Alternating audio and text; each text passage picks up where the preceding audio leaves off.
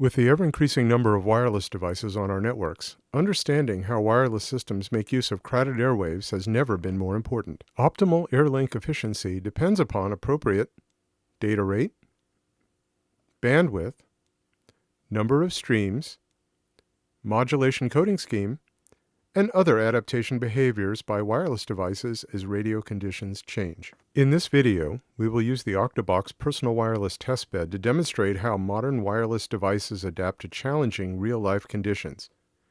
And we'll show how to test and optimize the behavior of wireless devices using the octoBox controlled RF environment. In octoScope's recent seminar on exponential complexity of wireless test, we have outlined the various adaptation behaviors used by wireless systems to optimize performance. Let's take a few minutes to look at an example of the most common adaptation. For 11AC, the IEEE standard defines 9 modulation coding schemes, MCSs, that together with the number of MIMO streams, the channel bandwidth, and other dynamically adapting parameters determine the data rate. When Airlink conditions are ideal and the signal is strong, the link under test can operate at the highest data rate using MCS 9. As we increase attenuation at the knee of the curve, we see a precipitous drop in throughput. At the knee of each MCS curve, when the lower MCS shows higher throughput, the device should transition to the lower MCS. When the signal drops out due to motion or shadowing, what happens? How does the device respond? Here is one example of a throughput versus range test that was run in the octoBox by smallnetbuilder.com as part of their benchmark testing. The throughput unexpectedly dropped and then increased in a non-monotonic way versus increasing attenuation. One reason for such throughput behavior could be that the rate adaptation was suboptimal. Perhaps the device under test was too slow to adapt and stayed at MCS 9 beyond the knee of the waterfall curve. If you test in a house at only a few locations, devices that are slow to adapt to changing conditions might go unnoticed. Generally, we expect that as the attenuation increases gradually, the throughput decreases gradually. So this dip in throughput could be due to inadequate rate adaptation. When smallnetbuilder.com tested in a house at locations A, C, D, and F, they would connect these dots and see the monotonic drop in throughput versus distance. They would miss some important adaptation misbehavior revealed by the octoBox controlled test environment. And now let's see how the new octoBox Personal Wireless Workstation, along with its new PAL module, helps you optimize these complex adaptation algorithms. We will show you 3 standard octoBox configurations, starting with the most comprehensive testbed defined collaboratively by octoScope and smallnetbuilder.com.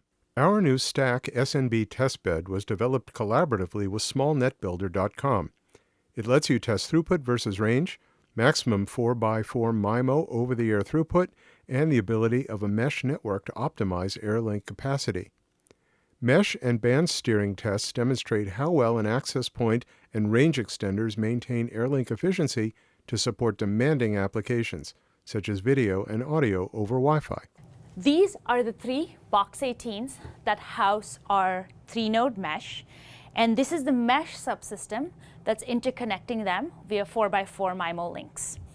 The top part of the SmallNetBuilder stack is used for throughput testing via the octoBox multipath emulator. And here is the access point for the throughput test. The PALs, Quad 10, and the quad splitters make up the test subsystem mesh, or the TS mesh. These 2 PALs at 2.4 GHz and 5 GHz, Wave 2, 4x4, are used for maximum throughput testing and rate versus range testing. This is the test subsystem mesh, and as you can see, each of the modules are neatly interconnected such that you have full control, and everything is powered via Ethernet and can be controlled remotely. In addition to the mesh testing and the rate versus range, the SmallNetBuilder stack is also capable of doing multi-user MIMO testing, where we use a PAL from the test subsystem mesh, as well as a PAL that is mounted on the side of the testbed. We have another PAL that is mounted on the side of the SmallNetBuilder stack that will be used to do multi-user MIMO testing. For the multi-user MIMO portion of the SmallNet Builder testbed, we have the antennas placed on either side of the octoBox in order to provide spatial diversity to give you the maximum amount of throughput you could get for multi-user MIMO scenarios. This table shows a list of tests that the octoBox Small Net Builder testbed, called Stack SNB, can perform. Before we review the other two standard testbeds shown here, let's take a quick look at the octoBox. My name is Andrew McGarry. I'm a systems engineer here with octoScope. And today I'll be giving a quick overview of this system. So in this system, we are demonstrating how our new rack system can enable you to enhance your wireless testbed with additional components. For example, we have our new Box 18 module here, which is now fully rackable. This 19-inch rack system allows us to incorporate additional instruments into the testbed to perform sophisticated MAC and PHY-layer tests in the controlled environment of your octoBox test chamber. The image you are seeing here is of our Box 38 with an access point on the built-in turntable. There is a phone on top of the access point that we'll be using for roaming tests later in the demo. The dipole antennas in the back connect to our interference generator iGen. We have a camera that'll let us observe in real time the rotation of the access point as we measure throughput versus orientation. The camera will show the screen of the phone to see when it roams from one access point to another. This photo shows how the octoScope modules are arranged. These modules can be mounted outside the chamber because they are completely isolated. This is the octoScope 1:4 MIMO splitter that brings the RF connections from the modules into the octoBox to the high-gain antennas. Here is a block diagram of the octoBox small testbed called Stack Benchtop. It contains 3 PAL modules as well as an iGen for interference generation. Although compact enough to fit on your desk or lab bench, Stack Benchtop can perform a comprehensive list of automated tests, as is shown here. To achieve maximum throughput and over-the-air stability for high-order MIMO systems capable of up to 8 spatial streams, we have the Stack 16 testbed with 16 MIMO paths to provide a rich MIMO environment. This is a very rich MIMO environment with 16 antennas surrounding the devices in both chambers. We can easily mount and move where we'd like to place the antennas to change the throughput. And as part of this, we also have our 5 gigahertz antenna elements that work in the 5 gigahertz band, which allows you a lot more space when you're doing throughput in the system. So here's the block diagram for the 16 by 16 system. And over here you could see that identical on the other side too. We have 2 sets of quad antennas here and then 2 sets on the other side. And this is our cable management system, because as we get more complex with the stacks, you want to be able to ensure that not only do you have your cables organized, you wouldn't have to worry about bumping into the stack and damaging your cables in any way. The list of tests supported by Stack 16 is shown here. This is primarily a throughput testbed optimized to achieve the highest possible throughput. We are now going to introduce the wireless instruments used to build powerful octoBox testbeds. The PAL is the brains of the octoBox system. Like a Swiss Army knife, the PAL provides a broad range of important test functions, summarized here. The PAL supports 3 radios, and each radio has different capabilities. PAL 245 is a Wave 1 3x3 MIMO instrument based on the Qualcomm QCA 9880 chipset. PAL 24 is a Wave 2 4x4 MIMO instrument operating in the 2.4 GHz band. PAL 5 is a Wave 2 4x4 MIMO instrument operating in the 5 GHz band. PAL 24 and PAL 5 are both based on the Qualcomm QCA 9984 chipset, the latest and most powerful chipset in use today. PAL 5 supports beamforming, multi-user MIMO, 160 MHz wide channels, and much more. With its Linux OS, the PAL can be used as a highly configurable and automatable real station or access point. You can even SSH into the PAL and operate the Ethernet and Wi-Fi interfaces, both real and virtual, from Linux. And speaking of virtual station emulation, the key value of the PAL is that in addition to having a real chipset with the latest full protocol implementation, it can also be configured as an expert test instrument emulating virtual stations, emulating interference from adjacent networks by replaying PCAP captures, capturing PCAP traces for expert analysis and replay, and providing protocol analysis charts. Based on a powerful modern chipset and with a quad-core 2 GHz Intel Atom processing subsystem running a streamlined Linux operating system, the PAL can easily achieve over a gigabit per second of mimo-ota throughput in the octoBox. When we measure throughput, we measure megabits per second versus range. Range can be path loss in decibels, which corresponds to distance between the devices passing traffic, or to obstructions such as walls and other objects. Here we see an example measurement we did in the octoBox. Today, with Wave 2 devices, including our PAL, we can measure more than 1 gigabit per second of throughput. Throughput decreases with increasing attenuation because the devices in the link under test dynamically adapt their data rate to the changing channel conditions. If adaptation does not work optimally, throughput suffers. Later we will show you how our PAL's monitoring of the adaptation can explain low throughput. Another measurement we will show you is throughput versus range versus orientation. For every position of the turntable or orientation of the device, we measure throughput versus range. This polar plot shows us the antenna pattern of the device under test. Now let's watch a demo of how we use one PAL in station mode to test an access point and another PAL in monitoring mode to show that adaptation is occurring in the link under test as we increase path loss. In this test, we are going to characterize the throughput performance of this AP. To do this, we are going to run a throughput test from this PAL through the AP to the laptop. Our octoBox throughput test is an automated test that records and averages throughput for every step in attenuation. We're going to use this PAL for running throughput and this PAL for monitoring. This is the PAL user interface in the browser. We've configured this PAL to 11AC station mode. The PAL can be a single station, multiple emulated stations, an access point, a monitor, or a load generator. We cover these operating modes of the PAL later in the video. You have control over several important settings unavailable with regular Wi-Fi devices. For example, you can measure throughput with a fixed MCS. User settable options include WMM priority, the number of MIMO streams, and more.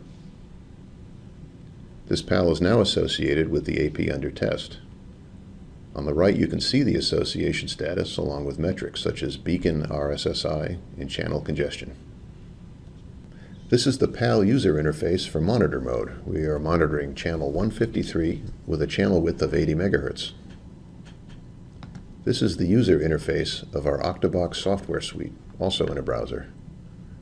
The benchmark capabilities of the octoBox software are based on iPerf3, with the ability to run TCP or UDP traffic while controlling the number of TCP streams and other options for iPerf3. We can load the topology diagram of our test network straight into the test configuration and save it in the database as part of the test record. We select the traffic endpoints here, from, to. Let's set up the attenuator to range from 20 to 60 dB in 10 dB steps. At each attenuation step, we run traffic for 20 seconds. When we hit the Run button, we can see the live data averaged and updated in 1-second intervals. At the end of the test, we will also show the average for each attenuation step interval, in this example, 20 seconds.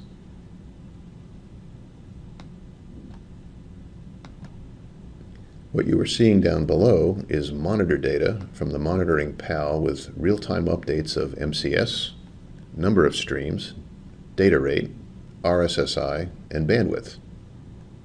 Watch RSSI change as our throughput script increases attenuation.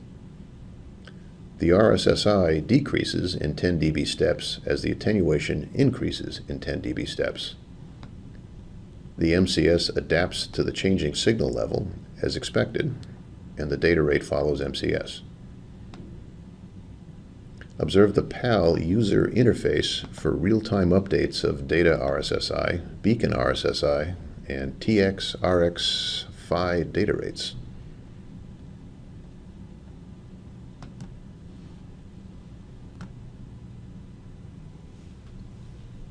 Now that the test is done, let's look at throughput average for each 20-second interval corresponding to our attenuation steps. The PALs and iGens can generate controlled interference to test the behavior of devices on a busy Airlink. Let's watch a demonstration of how devices adapt to co-channel interference. We will use the iGen to replay captured traffic to cause a specific type of co-channel interference. The PAL has the same replay capability as the iGen. For replay and monitoring, the PAL and iGen can be used interchangeably. Let's load the test record to recall the setup previously saved for this test. Let's run traffic from the PAL to the laptop, and while this traffic is running, we'll inject co-channel interference using this iGen. This PAL will monitor the bandwidth adaptation behavior of the link under test. The iGen is configured to generate Wi-Fi interference by replaying PCAP files captured by common sniffers, such as Wireshark. Either the iGen or the PAL can load a PCAP file for traffic replay capabilities. Our link under test operates in an 80 MHz channel, and we're going to inject interference on the 20 MHz subchannel 161. Let's start the test and observe live throughput data and live monitor data.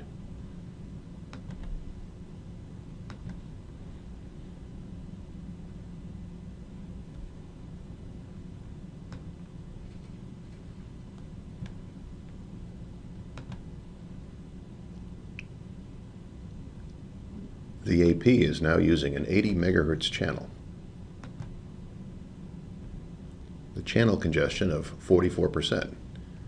Now let's start the interference and watch bandwidth adapt.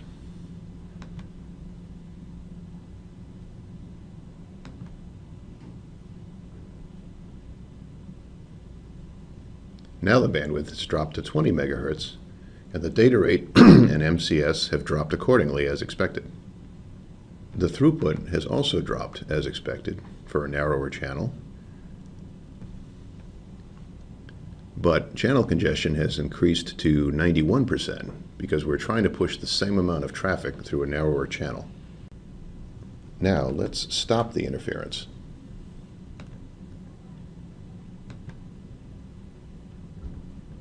And see how the bandwidth goes back to 80 MHz. The MCS and data rate and throughput also increase as expected. And the channel congestion drops back to 42%. In this example, the AP behaved correctly in the presence of co-channel interference. If it had not adapted to its channel width, the link under test would have experienced high packet error rate or congestion due to the co-channel interference. In addition to the Wi-Fi chipset used for traffic replay, which is the same chipset as in the Wave 1 PAL 245, the iGen features a frequency synthesizer for generating on-off keying waveforms, such as radar for DFS testing, Bluetooth, baby monitors, and other common types of interference. The iGen can generate a broad range of common interference, such as Bluetooth, baby monitors, or radar-like signals to test DFS. You can also introduce your own custom CSV files to generate essentially any other type of interference. To test access point capacity or to create real-life conditions with multiple associated stations passing traffic, the PAL can emulate up to 32 virtual stations we call vStays. Each of these vStays can be configured with different station personalities, as you will now see. For testing access point capacity, the PAL can emulate up to 32 virtual stations called vistas. Each vista can be configured to have a unique 802.11 standard, bandwidth, the number of MIMO streams, and WMM priority. Let's run traffic to these 4 vistas and measure the aggregate throughput. We've configured our traffic tool to send point to multi-point traffic to all 4 vistas simultaneously. So let's run the test.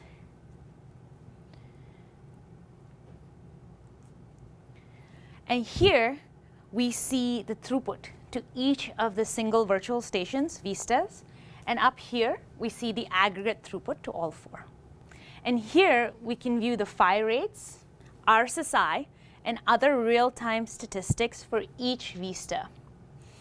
And you can even view a plot window for each individual vista, which gives you some additional information and statistics.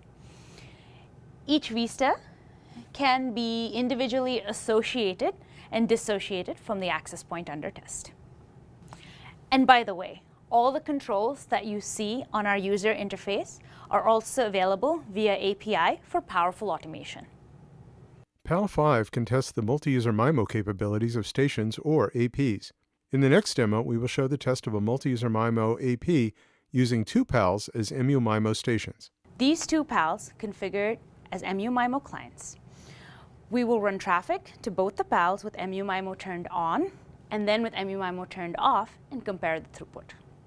Here we can enable or disable mu-MIMO, and here we can change the number of MIMO streams to 1. Both are going to be in SISO mode so we can get the maximum mu-MIMO gains.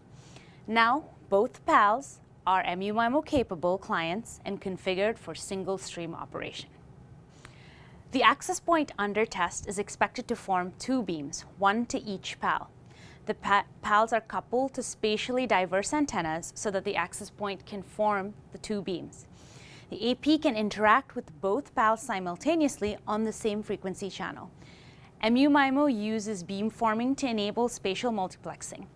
With two mu-MIMO beams, we can theoretically double the throughput capacity of our channel. In the octoBox controlled environment, we can achieve mu-MIMO gains that approach the theoretical maximum. We will configure the octoBox software to send traffic to both the mu-MIMO clients, the PALs, simultaneously, and start the test.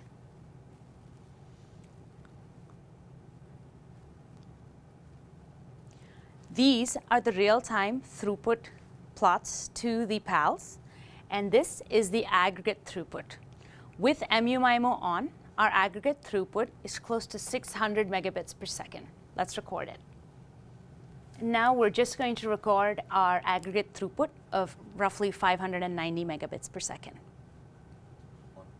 Now we disable mu-MIMO.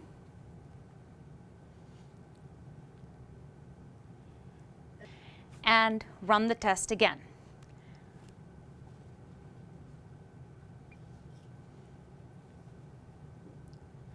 Now we see the throughput that's approximately half of what we got with mu-MIMO on. And now let's record this throughput. The gain, which is the ratio between the mu-MIMO throughput and the mu-MIMO off throughput, is 1.9x, which is close to the theoretical max. For the multi-user MIMO throughput, we're using these two antennas to provide spatial diversity and allow you higher mu-MIMO throughputs. The PALs in their access point mode can be used as partners to test station devices under test. You will now see two PALs used as APs to test the roaming behavior of a phone. Let's run a roaming test by emulating the motion of this phone that's in here. We have a camera that's focused on the phone so we can take a look at what's going on. And we will make it roam between two PALs that have been named AP1 and AP2. Our automated roaming script can ramp the attenuators that are connected to the AP1 and AP2, emulating motion of the phone from one access point towards the other. Our automated roaming script can ramp these two attenuators up and down simultaneously, emulating motion of the phone away from one access point towards the other. For this roaming test, we will configure two PALs in the access point mode. One of the PALs SSID is AP1 and the other is AP2. The phone is now connected to AP1 because this attenuator is set to 0, minimizing the path loss between AP1 and the phone. And this attenuator is set to 60 dB, putting AP2 out of range of the phone.